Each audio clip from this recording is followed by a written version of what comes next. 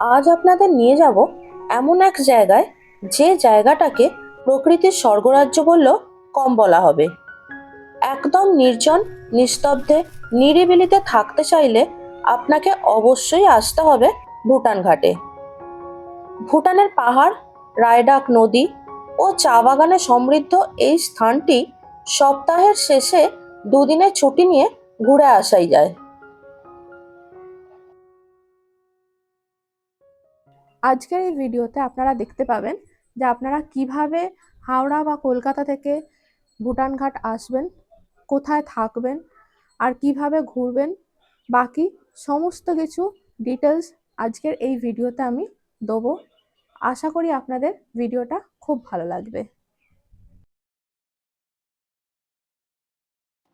এইবার নিশ্চয়ই আপনাদের মনে হচ্ছে ভুটান ঘাট কোথায়, কিভাবে যাবেন, কোথায় থাকবেন আর খরচই বা কত।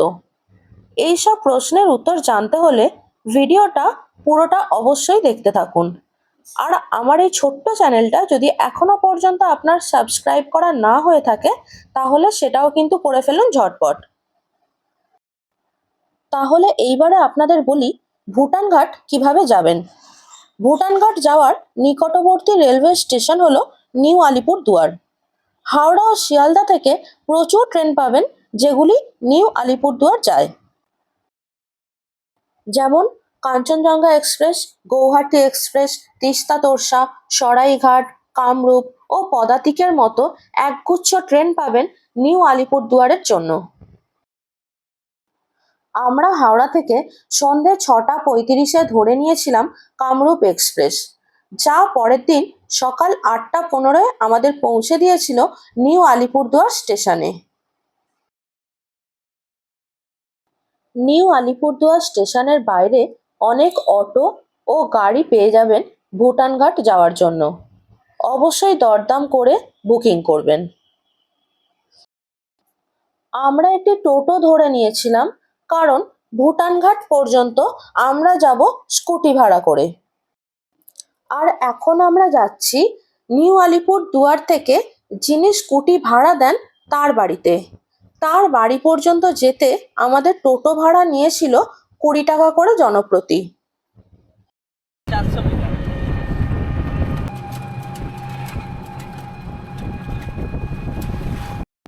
স্কুটি আমরা পেয়ে গেছি। স্কুটি ছাড়াও বাইকের অপশানও আপনারা পেয়ে যাবেন। যে দাদার থেকে গাড়ি ভাড়া করেছি তার নাম্বারও স্ক্রিনে দিয়ে দিলাম। আপনারা কেউ যদি ভাবেন স্কুটি বা বাইক নিয়ে ভুটান ঘাটের দিকে ঘুরতে যাবেন, সেক্ষেত্রে আপনারা এনার সঙ্গে কন্ট্যাক্ট করে নিতে পারেন। স্কুটির জন্য প্রতিদিনের ভাড়া আমাদের দিতে হয়েছিল 700 টাকা করে।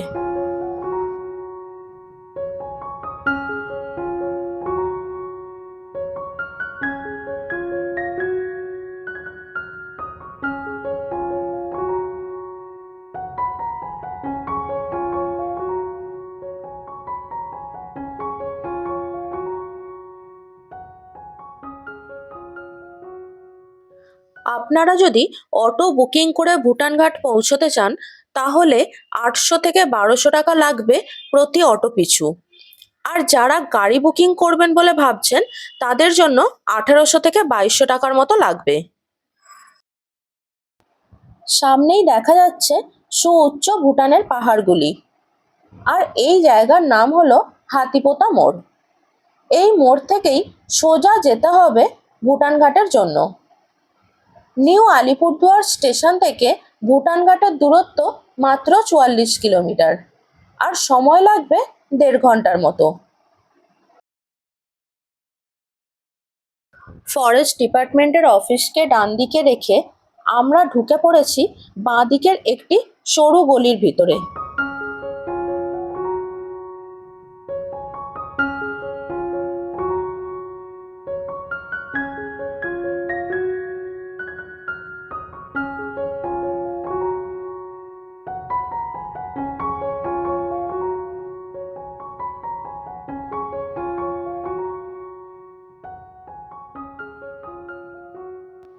গলির ভিতর দিয়ে প্রায় 15 মিনিট আসার পর অবশেষে দেখা পেয়েছি ভুটান ঘাট ইউথ হোস্টেলের। কি সুন্দর চারিদিকের পরিবেশ! আপনাদের জানিয়ে রাখি, এই 44 কিলোমিটার রাস্তা কিন্তু প্রচণ্ড ভালো ছিল। এসআইআর এর কাজ চলার জন্য ওই দিন বহু মানুষের আনাগোনা হয়েছিল এই ভুটানঘাট ইউথ হোস্টেলে।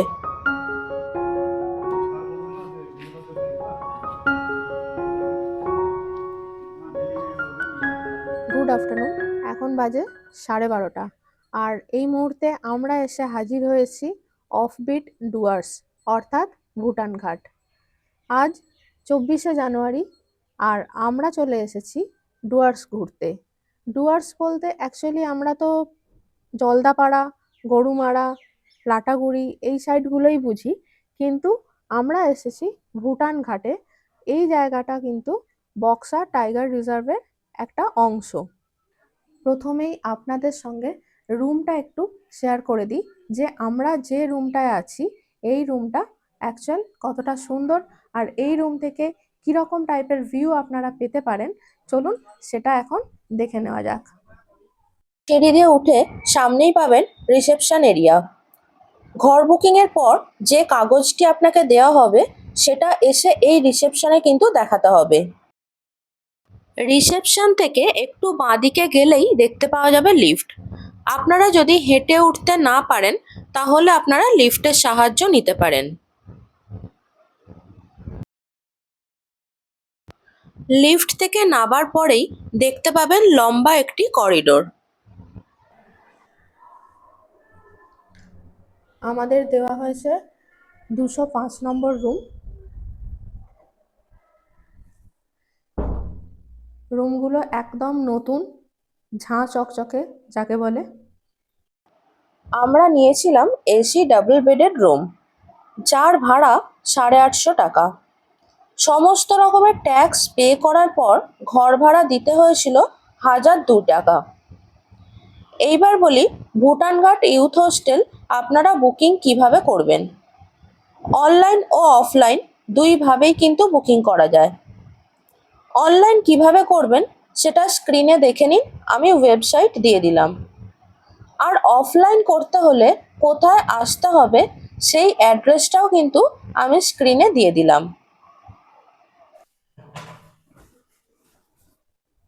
আর সব থেকে আকর্ষণীয় যে জায়গাটা সেটা হচ্ছে এই বারান্দাটা। এখান থেকে আপনারা একদম ভালো রকমভাবে পাহাড়ের সুন্দর একটা ভিউ পাবেন। অবশ্যই এই পাহাড়টা কিন্তু ভুটানের পাহাড়, আর এই সামনেই একদম এই সামনেই রয়েছে ভুটানের বর্ডার।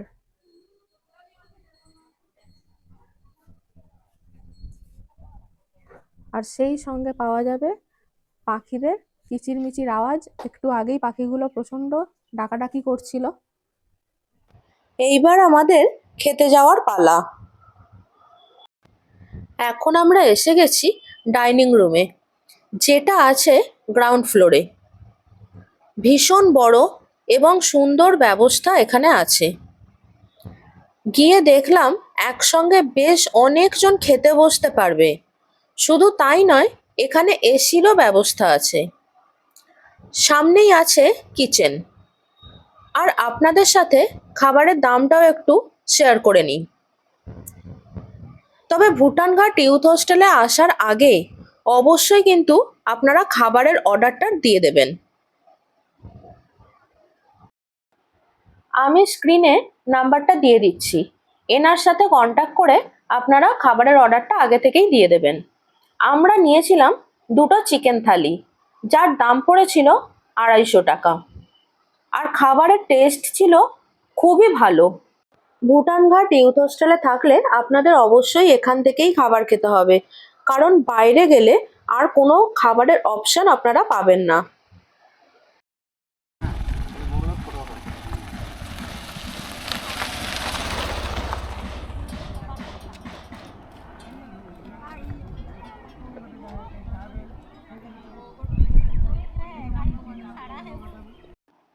বিকালবেলায় গাড়ি নিয়ে আশপাশটা ঘুরতে বেরিয়েছিলাম। পায়ে হেঁটেও অবশ্য ঘোরা যায়। এই দেখুন সামনে যে তারগুলো ঝুলছে, সন্ধ্যের সময় এইগুলিতে কারেন্ট দিয়ে দেওয়া হয়। সামনের এই যে রাস্তাটা দেখছেন, এই রাস্তা দিয়ে কিন্তু ভুটানঘাট যেতে হয়। কিন্তু ফরেস্ট ডিপার্টমেন্টের পারমিশন ছাড়া যেতে দেওয়া হয় না।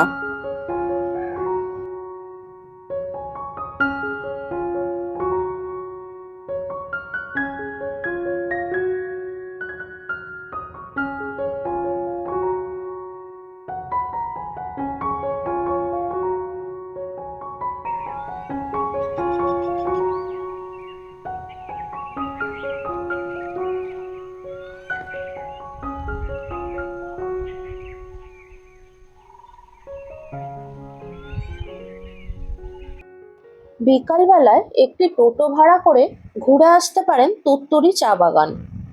এটি একটি বিখ্যাত চা বাগান এবং এই চা বাগানের চা নাকি খুবই ভালো খেতে। আমরা যখন তুত্তুরি চা বাগানের সামনে এসে হাজির হয়েছি তখন দেখছি সূর্য অস্ত যাচ্ছে আর তার লাল আভাও চারিদিকে ছড়িয়ে যাচ্ছে। কি অপূর্ব যে লাগছিল চা বাগানের মধ্যে দিয়ে সূর্যাস্ত দেখা।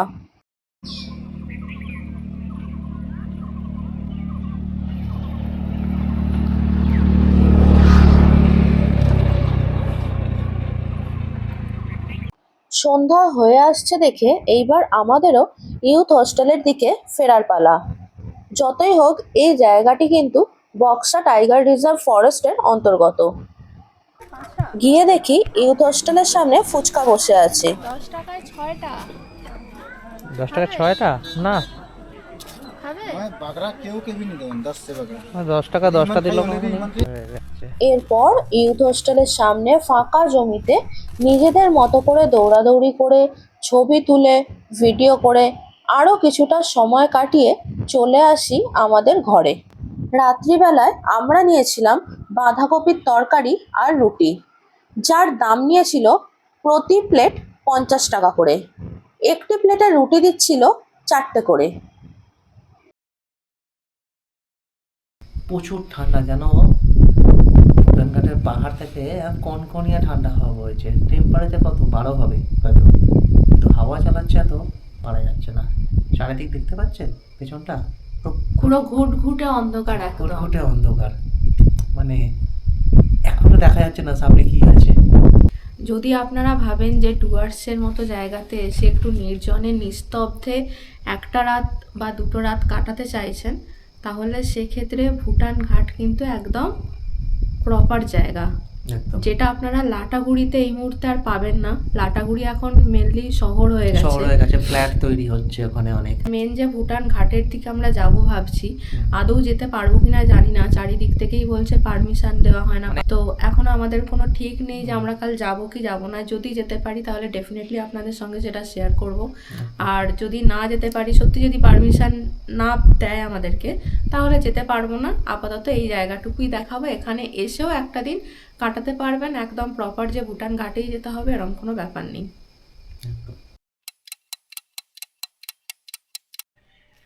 সকাল হতে না হতেই সেই শুভক্ষণ এসে হাজির। তাই আমরাও রেডি হয়ে নিচে চলে এসেছি সকালবেলা 6টার মধ্যে।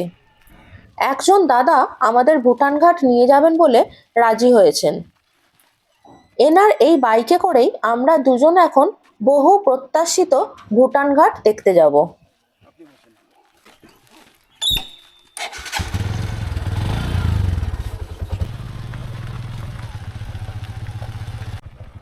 কাল বিকালেও এই জায়গায় আমরা এসেছিলাম, কিন্তু ঢুকতে দেওয়া হয়নি। আর আজ দেখুন অনায়াসেই ঢুকে গেলাম এই দাদার সাহায্যে।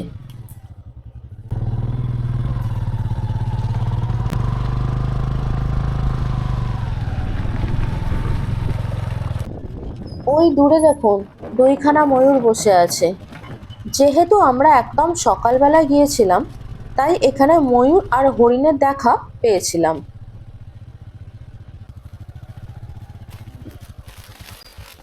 এইবার দেখুন এক ঝাঁক ময়ূর এখানে বসে আছে, আর আমরা দাঁড়ানো মাত্রই তারা উড়ে গেল। কি অপূর্ব দেখতে লাগছিল। এই জঙ্গলের পথ দিয়ে যেতে যেতে কিছু কথা আপনাদের জানিয়ে রাখি, যেগুলো অবশ্যই আপনাদের মেনে চলা উচিত। আপনারা নিজেরা কখনোই এই পথে আসতে যাবেন না, অবশ্যই এই দাদাদের সাহায্য নেবেন। যেহেতু এই জঙ্গল বক্সা টাইগার রিজার্ভ ফরেস্টের অন্তর্গত, এই জঙ্গলে কোনো রকম সাফারি করানো হয় না। আপনারা যদি ইউথ হোস্টেলে থাকেন তাহলে ম্যানেজার বাবুকে জানাতে হবে যে আপনারা ভুটান ঘাটে যেতে চাইছেন। সেই মতো উনি আপনাদের বাইকে করে ঘোরার ব্যবস্থা করে দেবেন। আমাদের সঙ্গে স্কুটি থাকা সত্ত্বেও আমরা কিন্তু ওনার বাইকেই গিয়েছিলাম ভুটান ঘাট পর্যন্ত। ফাইনালি আমরা এখন এসে গেছি ভুটান ঘাটের একদম সামনে। কালকে ভাবছিলাম যে আসতে পারবো কিনা, আসা যাবে কিনা, অবশেষে সকালবেলায় আমরা চলে আসতে পেরেছি ভুটান ঘাটের একদম কাছে। চলুন আপনাদের এইবারে ভুটান ঘাটটা দেখাই যে কতটা সুন্দর। যদিও এইভাবে আসাটা ইললিগাল, কিন্তু এখানে এসে যা শুনলাম, যা জানলাম যে সবাই কিন্তু মোটামুটি এই ইললিগালি কিন্তু এখানে আসে, আর পারমিশন নিতে গেলে তার অনেক হ্যাপা থাকে। তাই বেশি টাইম এখানে নষ্ট করব না, চলুন আপনাদের দেখাতে থাকি।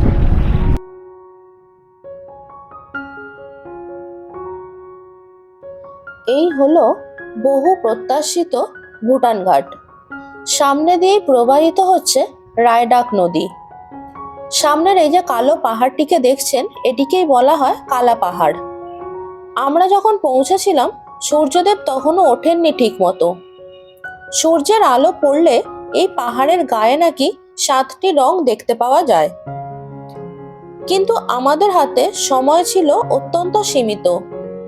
1 ঘন্টার মধ্যে যাওয়া আসা, ছবি তোলা সবকিছুই কমপ্লিট করতে হতো। তাই আর সময় নষ্ট না করে বেরিয়ে পড়লাম।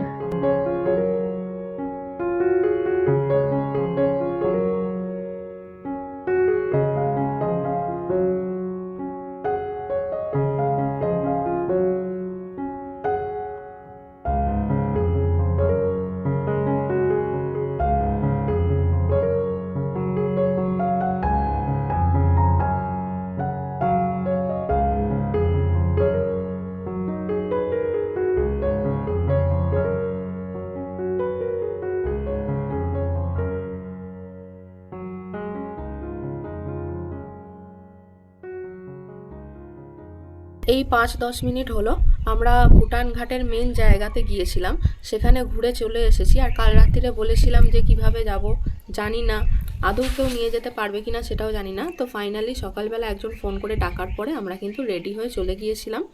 এইবারে এই সংক্রান্ত একটা তথ্য দিয়ে রাখি আপনাদের, যদি আপনারা একজন এক একটা গাড়িতে যান, অর্থাৎ এখানকার লোকাল ছেলেরা যেহেতু নিয়ে যাবে ওই জায়গাটায়, তো একজনের গাড়িতে একজন যদি যান তাহলে আপনাকে ভাড়া দিতে হবে 500 টাকা করে। 1 ঘন্টার মতো ওনারা ঘোরাবেন, যাওয়া আসা আর ওখানে ছবি তোলা বাকি সব কিছুর জন্য। আর যদি আপনারা একটি গাড়িতে দুজনে মিলে চলে যেতে পারেন, দুজনে যদি অ্যাডজাস্ট করে নেন, তাহলে কিন্তু ওনারা 500-1000 টাকার জায়গায় আপনাকে খরচা করতে হবে মাত্র 700 টাকা।